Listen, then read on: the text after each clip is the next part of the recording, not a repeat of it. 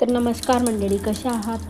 तर आजचा आहे शुक्रवार आणि आज आपण बनवू मस्त गाजरचा हलवा. चला तर मग गाजर धुवून घेणार आहे मी. 1 किलो गाजर घेतलेले आहे, ते स्वच्छ धुवून घेतलेले आहे पाण्याने. आणि बदाम घेतलेले आहे, 20 ते 25 बदाम घेतलेले आहेत आणि ते मस्त कट करून घेणार आहे. आता अळकित्त्याने कट करून घ्यायचं त्या बदामी. बघू शकता, कट करून घेतलेले आहेत आपण.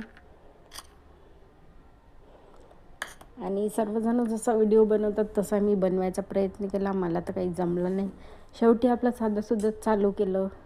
तर बघू शकता तुम्ही, आता गाजर खिसून घेतलेले आहे आणि ती बहुतेक ती जे चॉपर होतं की नाही, जे समजा ते टकर वगैरे काढायचं, तर त्याला बहुतेक माझा राग आलेला होता म्हणून ते काही दिसायला तयारच नव्हतं, ते लपून बसलेलं होतं. तर शेवटी मी चाकूच घेतला आणि चाकूच्या साहाय्याने मस्तपैकी ते जे मुळा वगैरे असतात त्या काढून घेतल्या गाजरावरचा आणि मस्तपैकी किसून घेतला. आता घेतलेलं आहे तूप.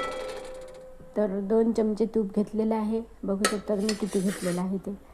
आणि याच्यात मस्त हे टाकून द्यायचं, बदाम टाकून द्यायचं. आपण याच्यात काजू पण टाकू शकतो. माझ्याकडे काजू नव्हते म्हणून मी टाकले. तुम्ही टाकू शकता. मी असं बनवत असते. तुम्ही कसं बनवता ते कमेंट्समध्ये नक्कीच सांगा. गाजरचा हलवा. आणि 2 वाटी साखर टाकून घेतलेली आहे याच्यामध्ये आणि झाकण ठेवून द्यायला. आणि झाकण ठेवल्यानंतर जे पाणी साखरेचं होतं की नाही, त्या पाण्यातच ते शिजून जाते. कोणी दुधात पण शिजवते हे, पण माझ्याकडे कोणाला दूध आवडत नाही, त्याच्यामुळे मी याच्यात दूध वापरत नसते. तसंच ते शिजून जाते साखरेच्या पाकामुळे, कारण की साखरेचं पाणी होते, तर त्याच्यामुळे ते गाजर शिजून जाते. हे बघा, आपला गाजरचा हलवा तयार आहे. आणि नैवेद्य दाखवून दिला देवांना. तूप साखर दाखवला आणि गाजरचा हलवा. तर बाय सर्वांना.